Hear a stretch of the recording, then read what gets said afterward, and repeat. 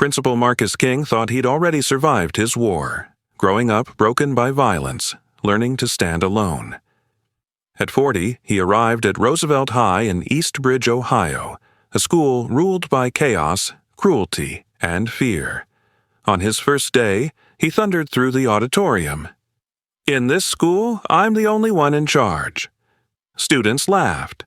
Parents protested. Teachers whispered that he'd fail. Then, one winter night, during a school party, a girl was found dead in the snow. Lies spread fast. Evidence was twisted. And Marcus, strict, feared, and black, was led away in handcuffs while the real culprits hid in plain sight. They thought he'd take the fall to protect the truth. Before we begin, tell us in the comments, where are you watching from today? And if you believe some heroes are willing to look guilty to save the innocent, this story is for you. A cold gray morning settled over East Bridge, Ohio. The kind of winter day where the sky hung low and heavy, pressing down on the city like an unspoken warning. Thin snow clung to sidewalks and chain-link fences, untouched in places people had learned to avoid. Factory smokestacks stood silent, and the wind carried the distant echo of sirens, background noise in a city that had grown used to trouble. At the heart of East Bridge stood Roosevelt High School, a brick building that looked ordinary from the outside and broken beyond repair within. Roosevelt High was known across the city as a place parents feared and students endured. Violence here wasn't whispered about, it was expected. White boys openly mocked and humiliated girls of color in hallways, confident no one would stop them.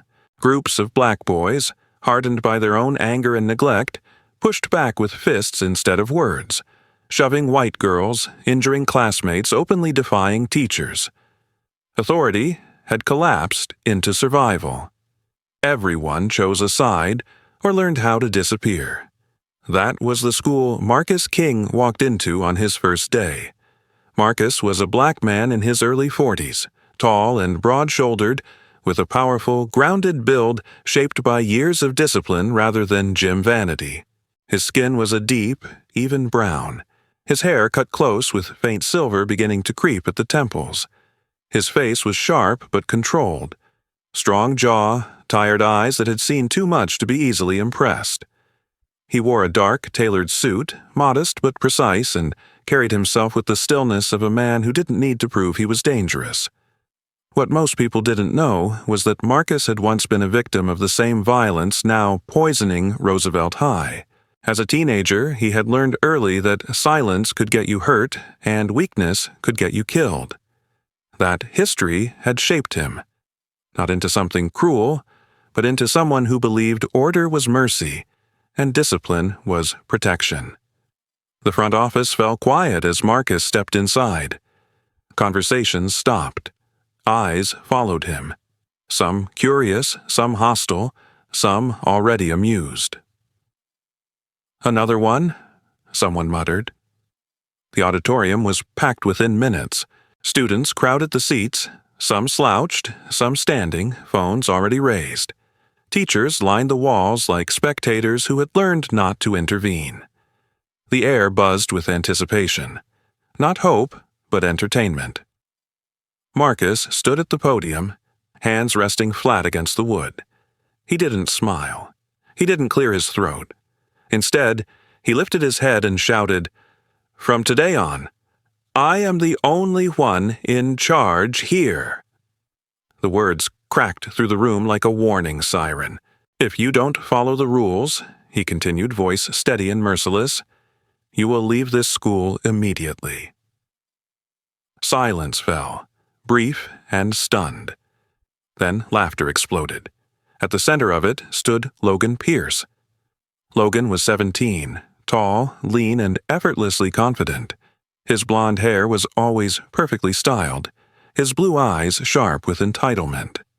He wore expensive sneakers and a careless grin that suggested consequences had never truly touched him. Logan came from money, old money, and he knew it. Teachers avoided him. Administrators had learned to compromise. Logan whistled loudly, slow and mocking, then began to clap. "Damn," he said to no one in particular. This guy thinks he's a king. Behind him, a small group of boys exchanged looks. Ethan Cole, broad and quiet with a permanently clenched jaw, and Brent Maddox, stocky, restless, eyes always darting. These were the students who ran Roosevelt from the shadows, not the loudest, but the most dangerous. Marcus let the laughter burn itself out. He didn't respond to Logan. He didn't defend himself. He simply turned and walked off the stage. By the end of the day, the school understood something had changed. Students caught loitering were pulled aside and punished immediately. Lockers were searched at random. Cameras were installed in hallways that had been blind spots for years. The roof, long a playground for drugs and secret parties, was locked down completely. Offenders were assigned on-the-spot community labor, cleaning, repairs, after-school work. No warnings, no negotiations. Parents called it abuse. Students called it tyranny. Teachers whispered that Marcus King wouldn't last a semester. One teacher, Heather Caldwell, felt personally threatened.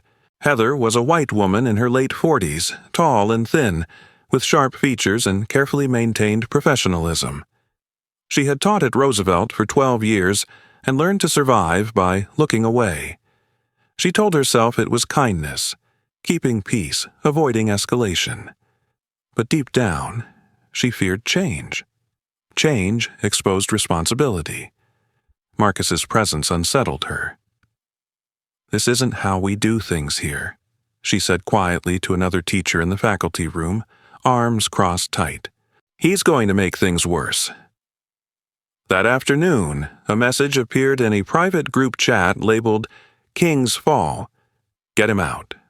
Permanently. Across the hall, Aaliyah Brooks watched everything unfold in silence. Aaliyah was 17, slender and soft-spoken, with deep brown skin and gentle eyes that reflected more thought than fear. Her hair was always neatly braided, her clothes simple and clean. She was an excellent student, top of her class, but invisible by design. At home, she carried burdens no one at school saw. A mother struggling with addiction, an absent father, a younger brother already flirting with trouble. Aaliyah had learned that staying quiet kept you safe. When Marcus spoke, something stirred in her, an uneasy recognition. She didn't like his anger, but she recognized its origin. She had seen it in mirrors she tried to avoid. Fear and familiarity tangled in her chest. That night, as snow began to fall again over Eastbridge, Marcus sat alone in his office. The building was quiet, but his mind wasn't. He replayed the laughter, the stares, the hatred. He didn't doubt himself, but he knew what came next. Outside, in warm houses with locked gates, parents complained. Inside, phones buzzed with plans and threats. Somewhere, lines were already being crossed. And in a school that worshipped chaos, a man who demanded order had just declared war. The first full week under Marcus King did not calm Roosevelt High. It sharpened it. Suspensions stacked up like court filings. Hallways, once ruled by swagger and noise, turned tense and watchful. Students whispered instead of shouting. Teachers counted minutes instead of lessons. Outside the iron gates, anger gathered daily. Parents with folded arms, flushed faces, and phones raised high, filming their outrage. "He's a dictator! He hates our kids! He's destroying futures!" Marcus heard none of it from his office window. He didn't look out. He knew what crowds sounded like. He had grown up with them. Inside the building, consequences moved fast. A sophomore caught mocking a black girl in the stairwell was suspended the same day. A group of boys who shoved a white freshman during lunch were separated, disciplined, and assigned mandatory counseling. No warnings, no favors. The rules applied to everyone, and that terrified people more than chaos ever had. By Friday afternoon, the faculty meeting was standing room only. Teachers filled the conference room, some stiff with resentment, others silent with unease. At the center sat Ms. Heather Caldwell, arms crossed tightly, posture rigid. Heather was tall and thin, with a carefully controlled expression that rarely cracked. Her blonde hair was pinned neatly behind her ears, her clothes conservative and pressed. To students, she appeared calm and professional. To colleagues, she was known as efficient but distant, someone who kept order by avoiding conflict. Years earlier, a violent incident between students had unfolded in her classroom. She hadn't intervened fast enough. No one had blamed her openly, but the guilt had settled into her bones and hardened her into caution. Marcus stood at the head of the room, hands resting loosely on the table. "This isn't discipline," Heather said, her voice sharp and sudden. "This is incarceration. You're turning this school into a prison." The room froze. Marcus didn't raise his voice. He didn't step closer. He simply straightened, his presence filling the space. "You've been here 12 years, he said evenly. "This school fell apart on your watch. You call this a prison? Or are you afraid that order exposes neglect?" A murmur rippled through the room. Heather's face flushed. For a moment, she looked like she might speak again. Then she stood, grabbed her bag, and walked out without another word. The door shut softly behind her, but the damage landed hard. By Monday, the story had spread. Not the truth, the version shaped for damage. Marcus King humiliates veteran teacher. Marcus King silences white faculty. Marcus King rules by fear. Across town, 3 expelled students watched the headlines with satisfaction. Logan Pierce, Ethan Cole, and Brent Maddox sat in Logan's basement, a place that looked more like a lounge than a teenage hangout. Leather couches, polished concrete floors, a refrigerator stocked with energy drinks and beer. Logan lounged with careless ease, blonde hair perfect even in defeat. Ethan, thick-necked and quiet, leaned against the wall, jaw tight. Brent paced, stocky frame tense, fingers twitching with restless energy. They had been expelled for fighting, dealing pills, and carrying weapons onto campus. Marcus had signed the paperwork himself. "He thinks he won," Logan said, smirking. "Let him enjoy it." "What's the move?" Ethan asked. Logan's smile widened. "We don't fight him. We bury him." They already had allies, angry parents, bitter teachers, online voices eager to amplify a familiar narrative. All they needed was pressure and patience. Inside Roosevelt, the mood darkened. Students learned to hate Marcus without fully understanding why. Teachers avoided eye contact. Administrators whispered about school board meetings and legal exposure. Yet rules held.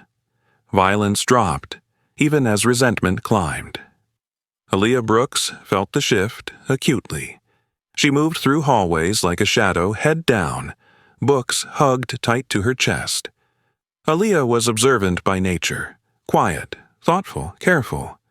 She noticed that the boys who once mocked her now watched Marcus instead. She noticed teachers speaking in clipped tones. She noticed fear changing shape. One afternoon, as she waited for her ride home, she saw Marcus escort a crying freshman to the counselor's office. He spoke softly, his hand hovering but never touching. The girl nodded, wiping her face. Something twisted in Aaliyah's chest. She didn't trust authority. She had learned early not to, but she recognized restraint when she saw it. Across the city, Officer Daniel Reyes noticed something else. Daniel was in his late 20s, lean and athletic, with dark hair kept short and tired eyes that rarely rested. He came from a working-class family raised by a mother who cleaned offices at night. He joined the police force believing rules mattered, and that justice required effort, not shortcuts. That belief hadn't made him popular. Calls started coming in late at night. Anonymous tips. Concerned citizens. Complaints repeating the same phrases, the same accusations, almost word for word. Violent principal. Abusive authority. Something's wrong at Roosevelt. Too coordinated. Too clean. Daniel logged each call, noting timestamps and language patterns. He didn't act yet. He watched. Back at Roosevelt, Marcus worked late most nights. Paperwork piled high. Disciplinary reports, legal notices, parent complaints. He slept little, ate less. The mirror in his office reflected a man growing thinner, sharper. He didn't regret a single decision. But he knew the cost was coming. On Friday, Heather Caldwell returned to work. She avoided Marcus entirely. Her eyes were cold now, guarded. She answered questions politely, efficiently, but something had shifted. The line between disagreement and resentment had vanished. That afternoon, Marcus signed the final expulsion notices for Logan's group. The click of his pen echoed louder than it should have. Elsewhere, phones buzzed, plans tightened, and across the city, a narrative solidified. Marcus King wasn't restoring order. He was abusing power. By the end of the week, even those who secretly believed he was right had begun to wonder how long he could survive the storm. He stood alone in the hallway after dismissal, watching the last students leave. Snow fell again outside, thin and relentless. Marcus straightened his jacket. He had chosen this path, and the school, every angry voice, every silent stare, was now daring him to keep walking it. Winter tightened its grip on Eastbridge as Roosevelt High prepared for what students called tradition and administrators quietly called damage control. The winter rooftop party had survived scandals, injuries, and rumors for years. It was a night parents pretended not to know about and teachers pretended they could manage. Marcus King opposed it from the start. He said so plainly in a closed meeting, voice level, eyes unwavering. The response came fast and familiar. Stress relief, community bonding, a chance to normalize the school's image. The parent committee pressed hardest. A few teachers nodded along, eager for anything that might calm the rising tension. Marcus agreed to the event under strict conditions. The rooftop doors would remain locked. Security guards posted at stairwells, cameras monitored live. No exceptions. He put his signature on the plan and told himself control, even partial, was better than none. The night arrived, wrapped in cold. Snow fell in thin sheets that caught the light and vanished. Inside the gym, bass thumped through concrete, laughter ricocheted off walls, and bodies moved close to forget what waited outside.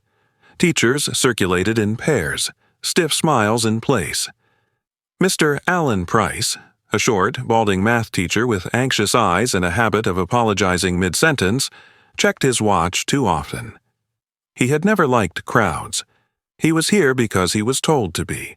On the roof, everything was supposed to be empty. At 8:41 p.m., the camera feed flickered. At 8:42, it went dark. 11 minutes later, it came back as if nothing had happened.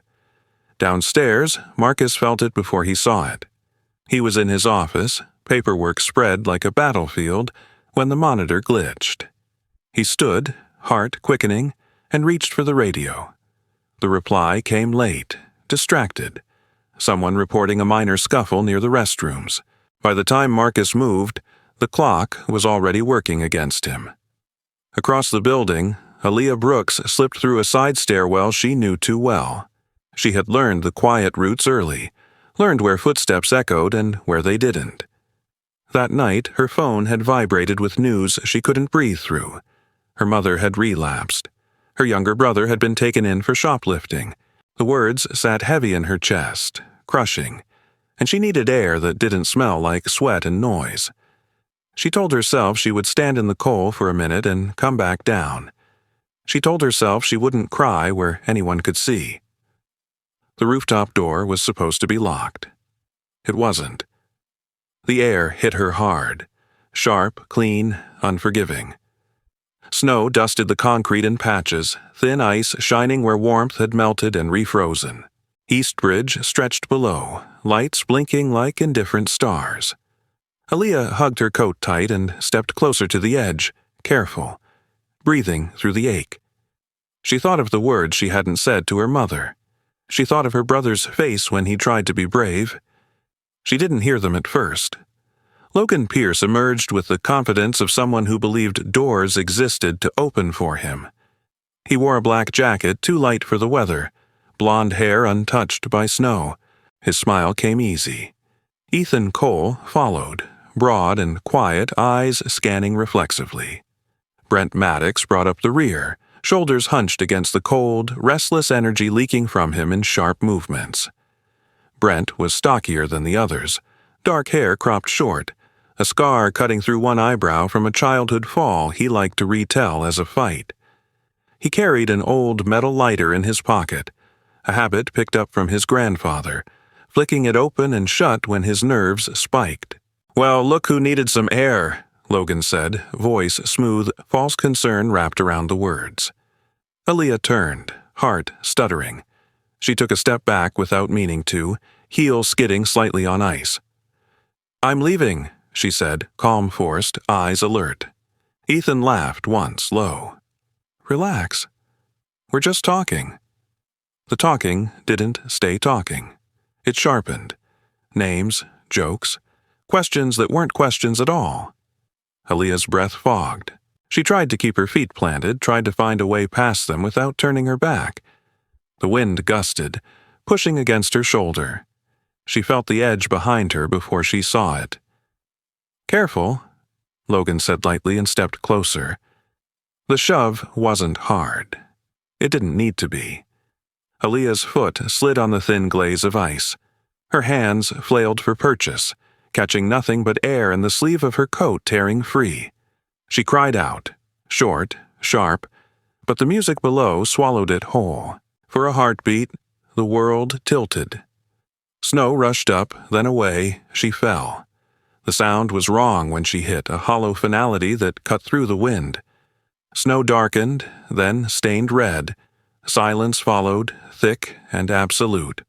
Logan froze first, his face drained of color. Ethan swore under his breath, hands already shaking. Brent backed away, heart pounding so loud he thought it would betray him. He fumbled in his pocket without realizing it, flicked the lighter open once, click, and then dropped it. Metal kissed concrete, skittered, and vanished into the snow. "Go!" Logan hissed. "Now!" They ran. Below, the party staggered on for seconds that felt obscene. Then someone screamed. Then another. Music cut. Teachers pushed through bodies, confusion turning to panic.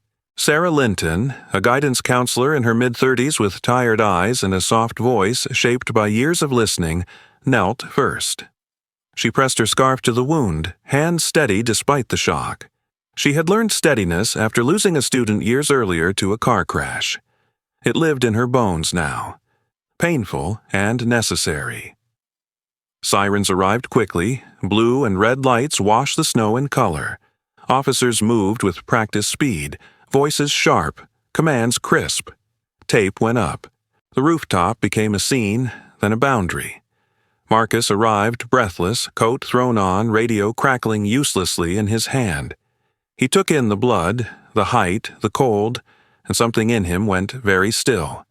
He knelt, too, but Sarah shook her head once. There was nothing left to do. As the crowd was cleared and statements began, the question formed without being asked. Who was responsible?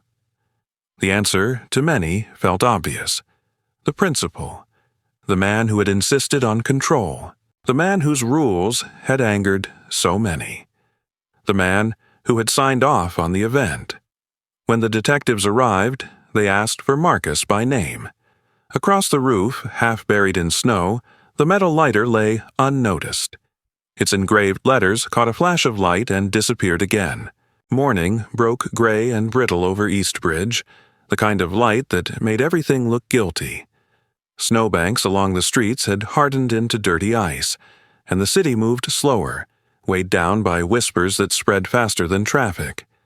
By the time the sun climbed over Roosevelt High, the story had already decided who it belonged to. The police began where they always did. Timelines, witnesses, fragments. They learned that Aaliyah Brooks had been seen in the main hallway minutes before the party escalated.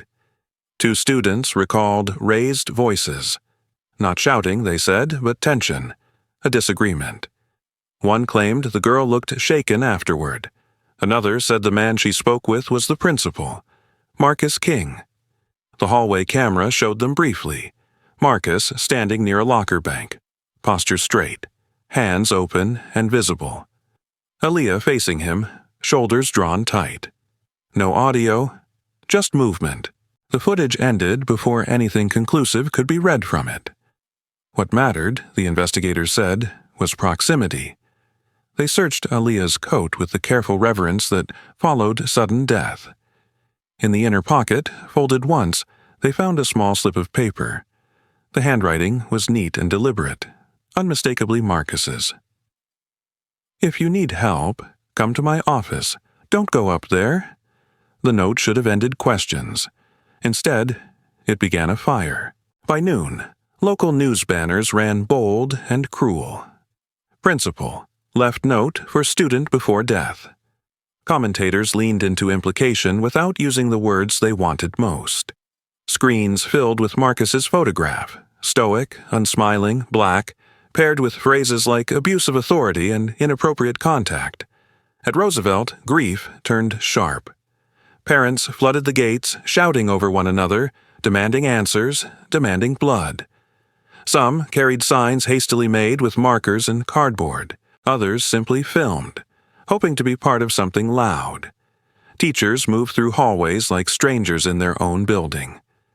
Heather Caldwell watched it all with a tight mouth and restless hands.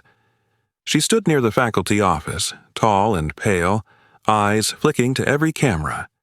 When a reporter asked her whether Marcus had ever behaved aggressively toward students, she hesitated just long enough to make the pause speak for her. "I think he was very intense," she said carefully. "Some of us worried he crossed lines." That sentence traveled farther than truth ever could. The school board scheduled an emergency reassembly under the guise of reassurance. The auditorium filled again, though the mood had shifted from mockery to something more dangerous. Students whispered. Phones were raised before the lights dimmed.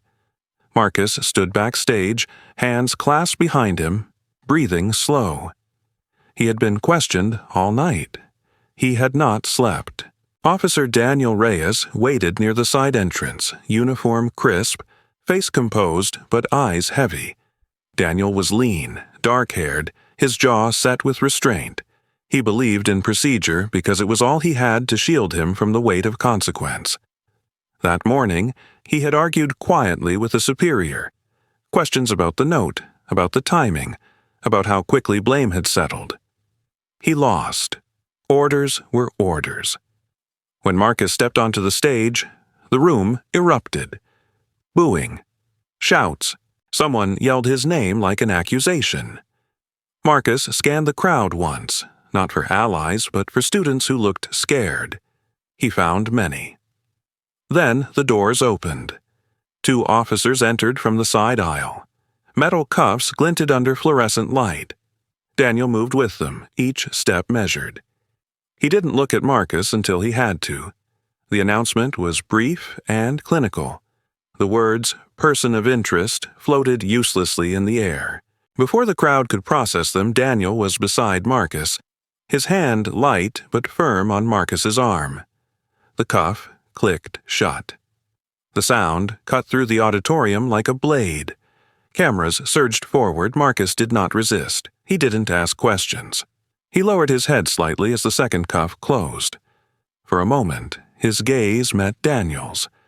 There was no anger there, only recognition. Daniel swallowed. As they turned to leave, Marcus spoke once, so quietly it barely carried beyond his own chest. "Again," he said, "the same loop." The hallway felt longer on the way out. Students lined the sides, some shouting, some crying, some frozen. Marcus walked between them, shoulders squared, wrists bound. Outside, the cold bit hard. Sirens waited. Across town, Samuel Brooks pulled on his coat and stepped into the snow.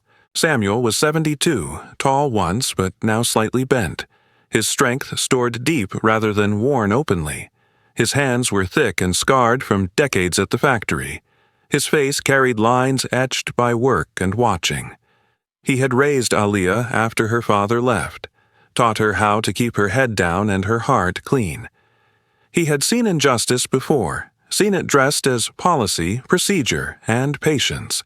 He did not trust the Eastbridge police, he never had. That night, long after the crowd dispersed, Samuel returned to the school. Snow had fallen again, light and deceptive. He carried an old flashlight, its beam weak but faithful. He moved slowly, methodically, scanning where tape had been pulled back and footprints half buried. Near the edge of the roof, something caught the light, a dull gleam beneath frost. Samuel knelt, joints protesting, and brushed away snow with bare fingers until metal surfaced. A lighter. Old. Heavy. Engraved with 2 letters. B.M. He closed his fist around it so hard his palm stung. Blood welled where the cold had cracked his skin, but he didn't let go. For a long moment he stood there, breath fogging, the city silent below him. Samuel Brooks did not know yet what he would do. He only knew what he had found. Samuel Brooks did not sleep after the arrest. Night pressed against his small living room, the radiator ticking like a nervous clock, the city breathing through cracked windows. He sat at the kitchen table with the lighter cupped in his palm, metal cold and familiar now, its weight steadying and damming all at once. The engraved letters, B.M., caught the lamplight every time his hand trembled. Samuel had learned long ago that anger could sharpen the mind or burn it down. Tonight, it did both. At dawn, he put on his coat and walked. Eastbridge woke slowly. Delivery trucks growled awake.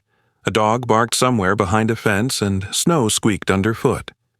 Samuel moved with purpose, tall despite the bend in his back, eyes alert. He had worked the factory floor for 40 years. Routine had taught him how to observe without being seen. He followed that instinct now. The Maddox house sat at the edge of a gated development. Clean lines and warm windows. Money quiet but unmistakable. Brent Maddox, 17, stocky, quick to bluster, lived there with parents who treated inconvenience as injustice. Samuel waited across the street, breath fogging, watching who came and went. He learned the rhythm, the garage doors hum, the way Brent cut corners when he thought no one was looking, the hour his friends arrived. That evening, Samuel followed at a distance as Brent drove to Logan Pierce's place. The Pierce garage smelled of oil and confidence. The door was half open. Voices bounced off concrete. "Relax," Logan said, voice smooth, practiced. "We just put it on Marcus, that's it. Girl slipped? Tragic?" Ethan muttered agreement, a sound like gravel. Samuel felt his blood heat. His fingers curled around the lighter in his pocket. For a long, dangerous moment, a different future rose in his mind. One where he ended this with his own hands, where there was no waiting, no hoping. He thought of Aliyah's laugh as a child, of the way she'd straighten her braids before school. The urge to make the pain stop surged hard and fast. He turned away before it swallowed him. Instead, he walked, past the houses, past the streetlights, until his chest burned. He didn't know where he was going until he saw the patrol car parked near the corner store. Officer Daniel Reyes stood beside it, shoulders tight under his jacket, eyes scanning the street like he expected the night to speak. Daniel noticed Samuel immediately. He had been watching the old man since the rooftop, worried about what grief could do when paired with resolve. Daniel approached slowly, hands visible, posture open. He was young, late 20s, with a lean frame and a face that tried to stay neutral and failed when it mattered. The lines under his eyes spoke of long shifts and longer doubts. "Mr. Brooks," Daniel said quietly, "I was hoping I'd find you." Samuel's jaw set. "You following me now?" "I'm making sure you don't carry this alone," Daniel replied. "And because something's wrong with this case." Samuel laughed once, bitter. "You don't say." They stood in the cold, 2 men measuring each other. Samuel pulled the lighter out and opened his hand. The metal glinted. Daniel's breath caught. He recognized the initials from the chatter he'd been hearing, the half-formed patterns in his notebook. "Where did you get that?" "From the roof," Samuel said. "From the snow they didn't bother to see." Daniel didn't reach for it. He listened. Samuel told him about the garage, about the words he'd heard. His voice shook once, then steadied. When he finished, the night felt heavier. Daniel spoke carefully. "I won't ask you to trust the department," he said. "I'll ask you to trust the truth. If you take revenge, they win twice. Marcus goes down. Aaliyah becomes a rumor. This," he nodded to the lighter, "dies in your pocket." Samuel stared at the street. The future split cleanly in his mind. He could choose the short road, the one paved with rage, or the long one, paved with doubt and daylight. He closed the lighter, slow. Before he could answer, headlights washed over them. A black SUV rolled up, expensive and deliberate. Two people stepped out, Linda Maddox and Harold Maddox, Brent's parents. Linda was tall and elegant, her coat tailored to flatter a frame kept thin by discipline and denial. Her smile came quick and practiced, eyes scanning for leverage. Harold stood half a step behind, heavy-set, silver at the temples, hands clasped like a man used to signing checks rather than apologies. "We've been looking for you, Mr. Brooks," Linda said, voice soft with rehearsed sympathy. "This has been a terrible misunderstanding." Harold opened a briefcase and set it on the hood, the latch clicking open. Cash lay inside, neat and offensive. "For your trouble," Harold said, "for your loss. Let's keep this from becoming worse." Samuel felt the world tilt. He saw Aaliyah's photo on his mantel, her smile stubborn and bright. He saw the lighter again, the letters burned into metal. He closed his eyes. Daniel stepped forward, jaw tight. "You should leave." Linda's smile thinned. "Officer, we're just talking." "You're offering hush money," Daniel said. "Leave." They hesitated, then retreated, anger flashing beneath polish. The SUV pulled away. Samuel's hands shook. He looked at Daniel, eyes wet and furious. "They think money fixes graves." Daniel nodded. "It fixes silence." Samuel took a breath that hurt. He placed the lighter into Daniel's open palm. The transfer felt like letting go of a blade. "I'll testify," Samuel said. "I'll say everything, even if they break me." Daniel closed his fingers around the metal. "I'll protect the chain of evidence," he said, "and I'll do it by the book." They parted there, each carrying the weight differently. Samuel returned home and sat beneath Aaliyah's photo until the radiator ticked itself quiet. Daniel drove to the precinct and logged the lighter, his handwriting careful, his heart pounding. He knew the road ahead would be ugly. He chose it anyway. Across town, in a cell that smelled of disinfectant and regret, Marcus King stared at the wall and breathed. He had been accused before. He knew the waiting. He didn't know, couldn't, that a choice made in the cold had just tilted the ground beneath him. The courthouse in Eastbridge had never been so bright. Television lights burned hot against polished wood, cameras hummed like insects, and every bench was filled.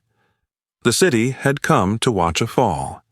Headlines had already written the ending, the cruel principal, the tyrant, the man who crossed a line.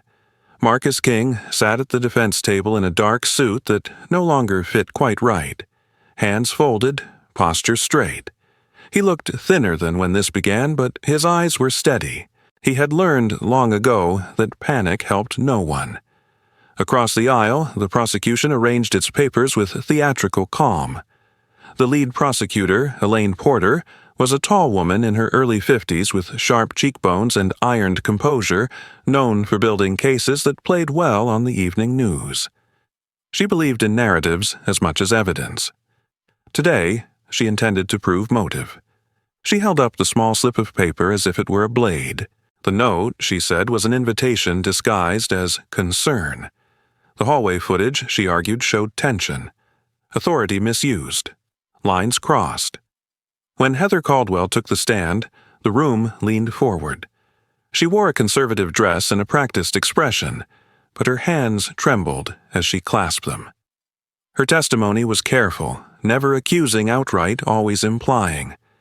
Marcus was intense. Marcus frightened people. Marcus had humiliated her publicly. She spoke of patterns and pressure, of an environment where fear replaced trust.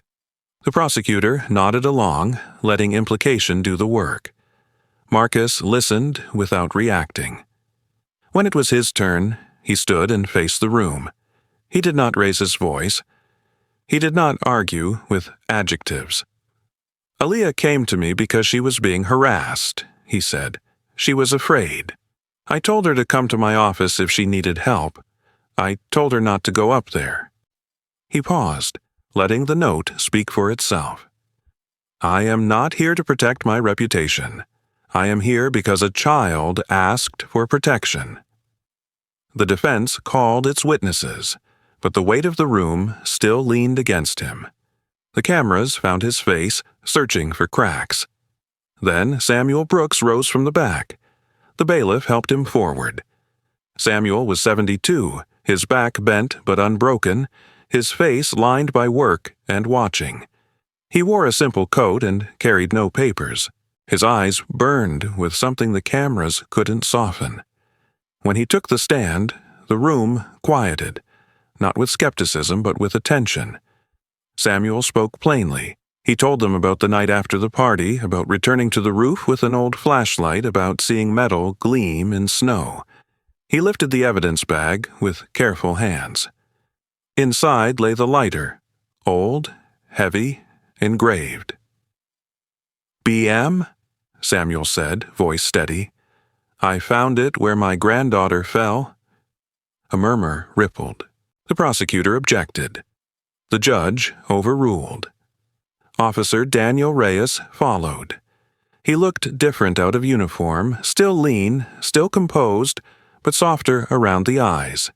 He testified to the chain of custody, to the fingerprints lifted from the lighter, to the match. He presented the camera logs, 11 minutes of missing feed that aligned precisely with the rooftop breach.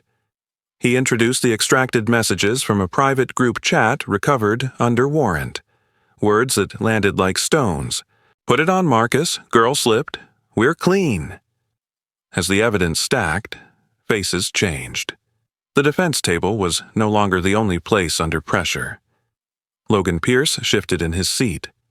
His confidence faltered. Ethan Cole stared at the floor.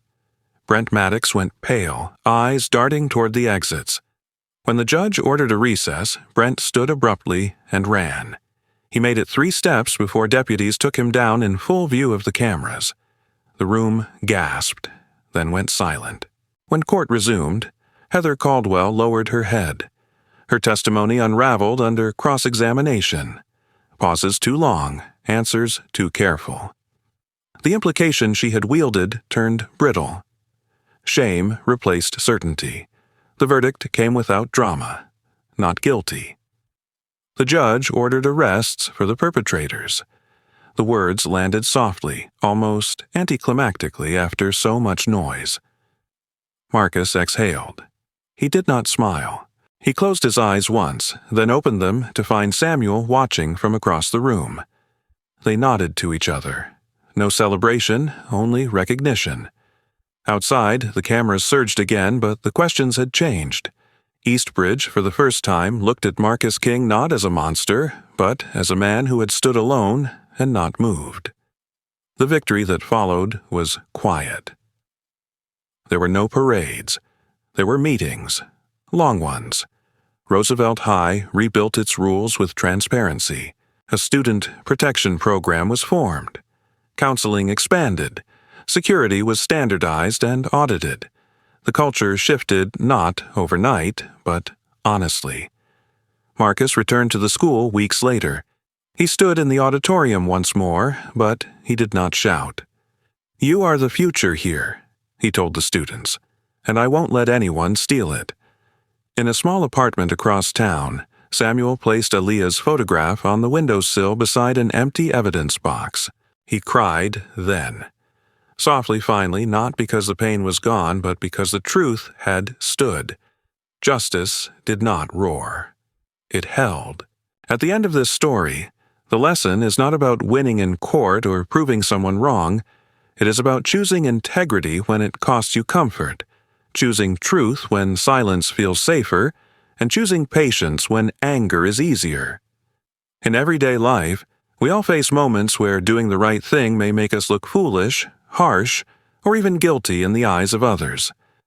Like Marcus, sometimes protecting the innocent means standing alone. Like Samuel, sometimes justice asks us to trust the truth instead of our pain. And like Aaliyah, every quiet voice deserves to be heard before it is lost. If this story touched you, share it with someone who needs encouragement today. Leave a comment and tell us what part spoke to your heart. Subscribe to the channel so more stories of courage, faith, and justice can reach those who need them. May God bless every person watching, protect your families, and give you strength to choose what is right, even when it is hard. If you believe in justice, healing, and truth, comment Amen below.